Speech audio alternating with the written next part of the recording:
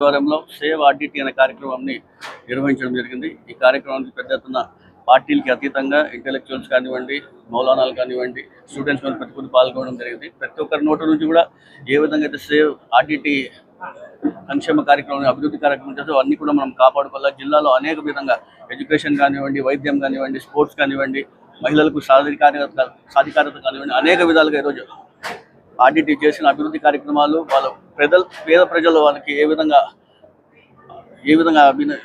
వాళ్ళకి తోడుగా ఉంటుందో అవన్నీ కూడా మనం కాపాడుకోవాలి. రాబోయే రోజుల్లో ఈ ఆర్డిటీ లేకపోతే మేము పేద ప్రజలను కూడా ఇబ్బంది పడతామన్న ఉద్దేశంతో ఈరోజు ఈ కార్యక్రమం నిర్వహించడం జరిగింది.